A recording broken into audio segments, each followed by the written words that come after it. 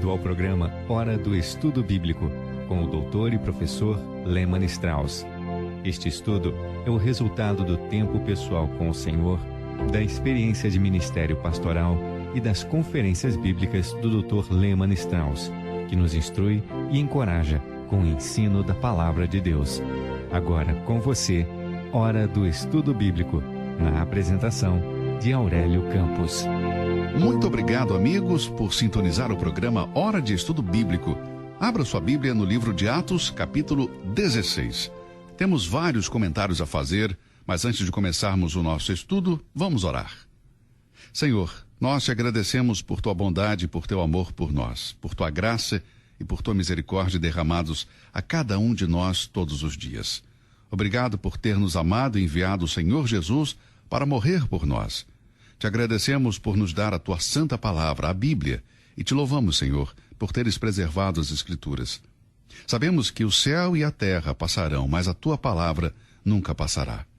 Te pedimos, Pai, por aqueles que estão ouvindo agora o programa, que tu os alimente espiritualmente, que a tua palavra ministre àqueles que estão doentes, àqueles que estão acamados ou em hospitais.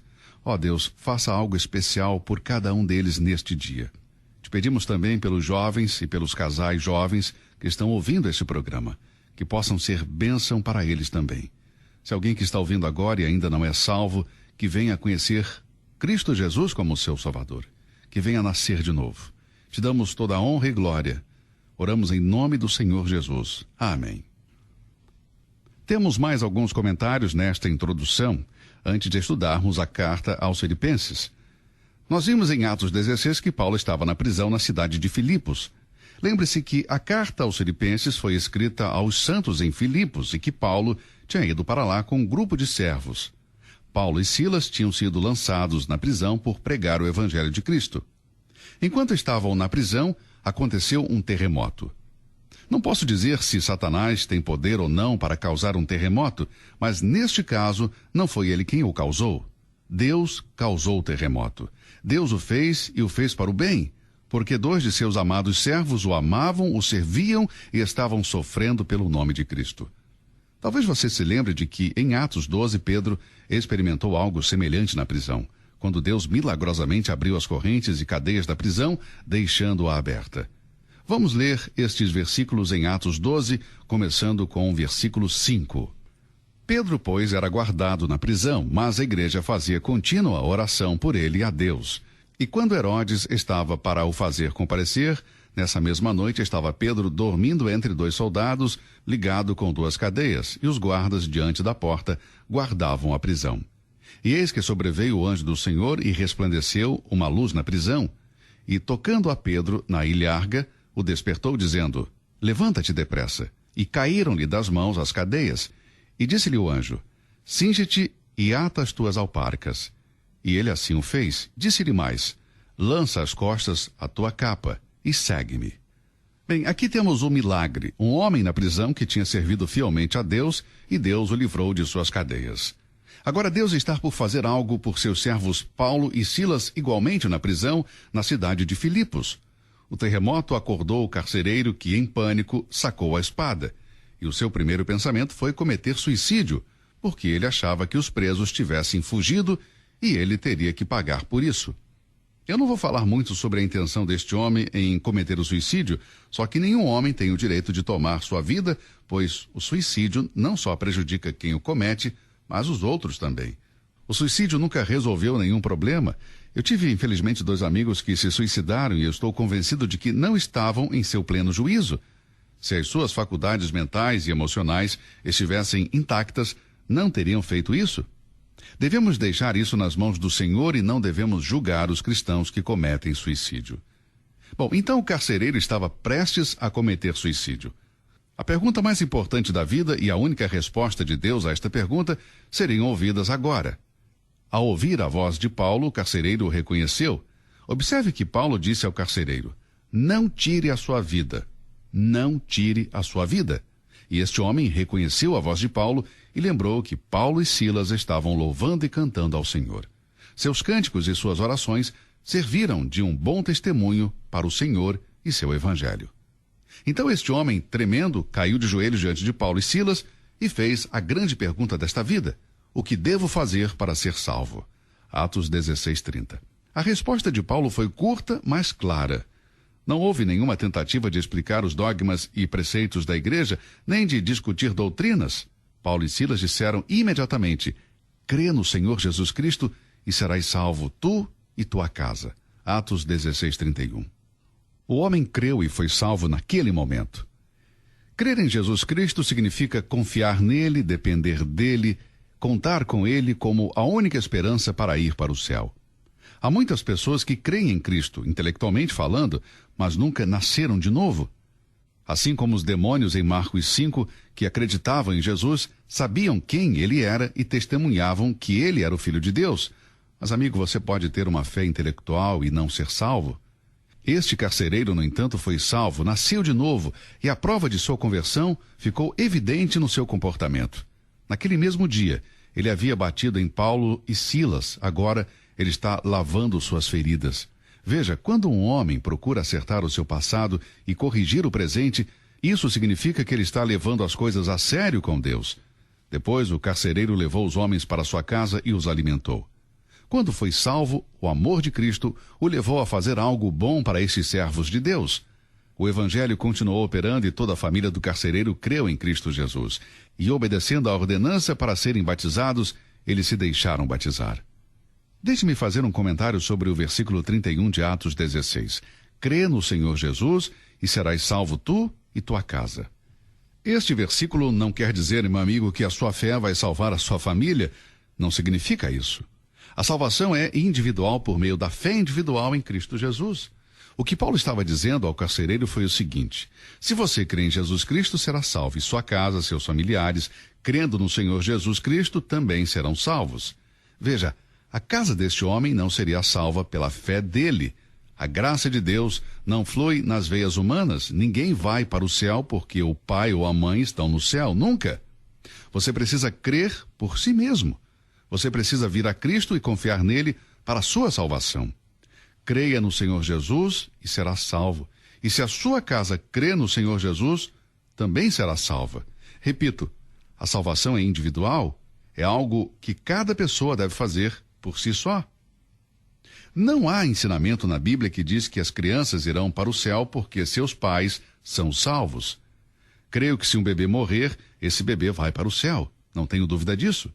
Eu posso te dar um exemplo bíblico para apoiar a minha posição. Mas a razão pela qual os bebês vão para o céu não é porque seus pais são cristãos. Creio que até os bebês de incrédulos que vierem a morrer estarão no céu. Isto se a criança morrer antes de ter atingido a idade em que pode ser considerada responsável diante de Deus. Não existe algo como uma conversão por tabela. Isto é, se eu sou salvo, meus filhos também serão salvos. Minha esposa e eu temos 2 filhos, ambos salvos, mas cada um deles precisou passar por essa experiência por si mesmo. Eles precisaram crer em Cristo Jesus para serem salvos. Isso é o que Paulo está dizendo em Atos 16:31.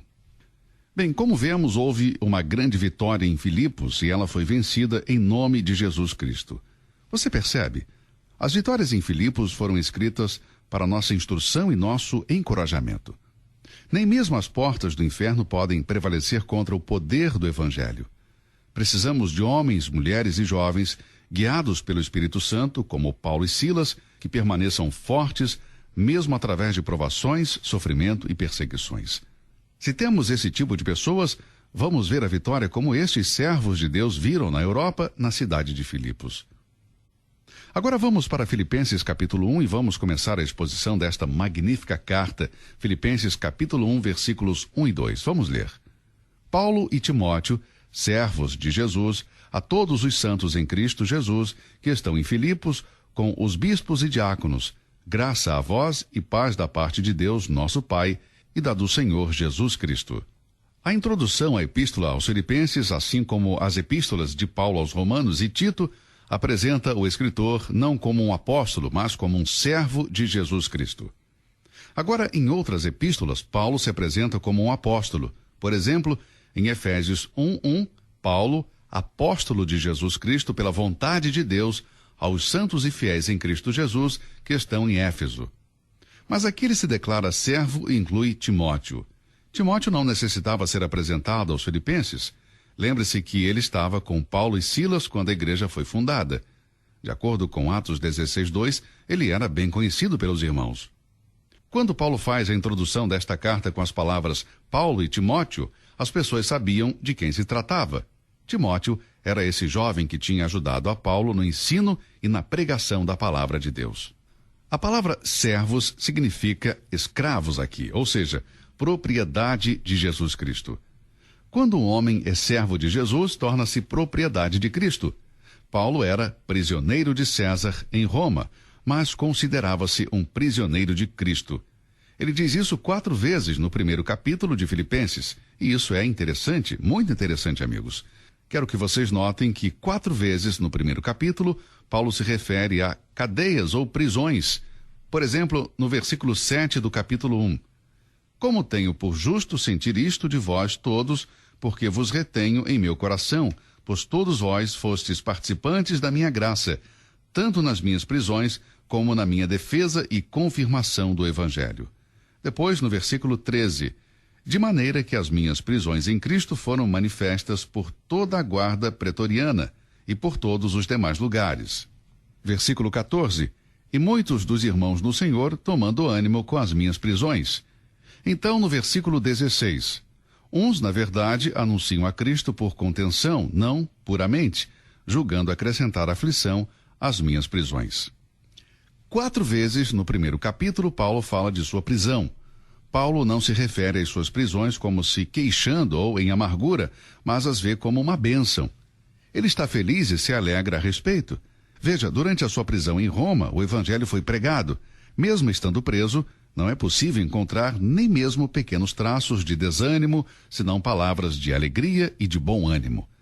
Paulo foi para Filipos em resposta à orientação do Espírito Santo e agora ele considera sua experiência na prisão em Roma como a vontade de Deus também. Ele não tinha violado nenhuma lei. Ele simplesmente tinha pregado o Evangelho e as autoridades não queriam ouvir o Evangelho de Cristo e colocaram Paulo na prisão por causa da sua fidelidade a Jesus. Em outras palavras, Paulo disse, eu estou na prisão, mas eu sou um escravo de Cristo. Estava nas cadeias como um prisioneiro, mas estava preso a Cristo. A palavra servo é a tradução da palavra grego doulos, que se refere a alguém que foi amarrado a uma outra pessoa. Você se lembra que no caminho para Damasco, onde Paulo teve seu encontro com o Senhor Jesus, ele se rendeu de uma vez por todas ao seu novo amor? Atos 9:6 diz, Senhor, o que queres que eu faça? Observe a palavra Senhor. Muitas pessoas conhecem a Cristo como seu Salvador, mas nunca se inclinam para ele e dizem, meu Senhor, meu amo, o que queres que eu faça? A vontade de Paulo era fazer a vontade de Deus, e se Jesus queria seu servo em uma cela por algum tempo, esse servo estaria feliz. E por que não? Uma parede não nos separa de Deus. Muitas das maiores obras literárias foram produzidas em uma cela, em uma prisão. Você sabia que Lutero traduziu a Bíblia estando preso? Você sabia que O Peregrino de John Bunyan foi escrito na prisão? Agradeço a Deus por essas cadeias e prisões, pela literatura que de lá surgiu. Estando preso, Paulo viu a analogia do seu relacionamento com Cristo. Ele estava preso, mas ele era escravo do Senhor Jesus e se exultava nele. Uma má atitude de Paulo jamais teria produzido esta epístola aos Filipenses, porque esta é a carta da alegria, e Paulo nunca poderia tê-la escrito estando de mau humor. Esta humilde auto-intitulação de servos de Cristo, no versículo 1, descreve a verdadeira posição de todos os salvos. Cada filho de Deus é propriedade adquirida do Salvador.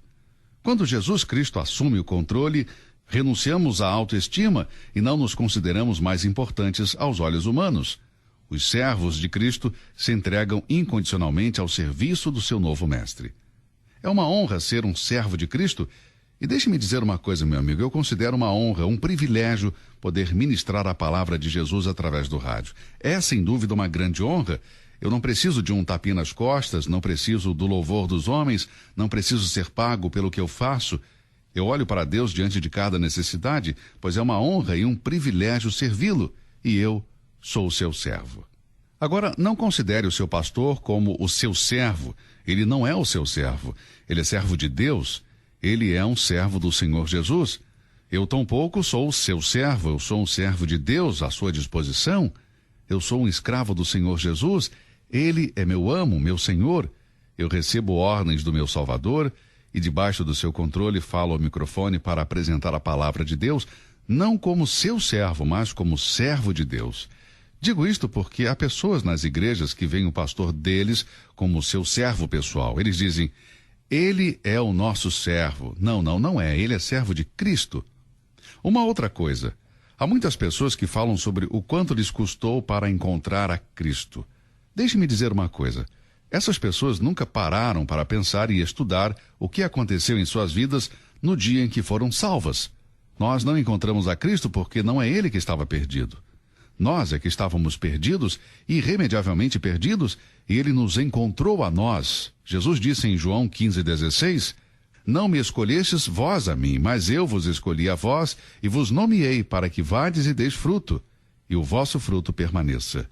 Em Lucas 19,10 lemos, porque o Filho do Homem veio buscar e salvar o que se havia perdido. Não podemos nos orgulhar de como nos custou encontrar a Jesus. Vou repetir, Jesus não estava perdido. Você não o encontrou, Ele encontrou você, encontrou a mim. Nós éramos perdidos pecadores.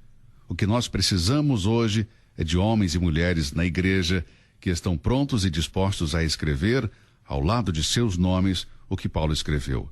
Servo ou serva de Jesus Cristo. E então dar testemunho dele. Há muito do espírito de Tiago e João em nossas vidas.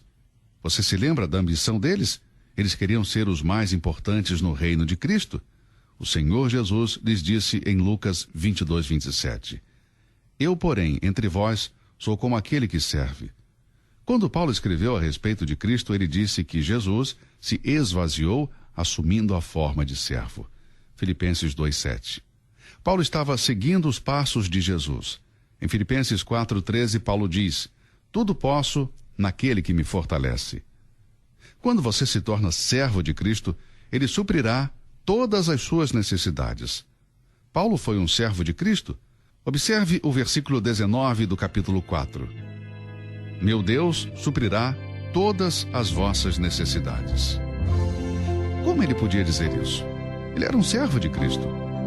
Deixe-me dizer que nenhum crente em Cristo pode experimentar a verdadeira liberdade se não se render ao senhorio de Jesus Cristo. Isto é muito necessário hoje em dia. A fé sem obras é morta. O nosso tempo acabou. Vamos continuar esse estudo de Filipenses em nosso próximo programa. Muito obrigado por ouvir o estudo de hoje. Que Deus o abençoe e até lá. Você ouviu Hora do Estudo Bíblico com o professor e doutor Lehmann Strauss, na apresentação de Aurélio Campos. Se você deseja ouvir novamente esta mensagem, visite a nossa página na internet www.bbnradio.org. Fica o convite para você nos acompanhar amanhã, neste mesmo horário, aqui na BBN. Hora do Estudo Bíblico é uma produção da BBN.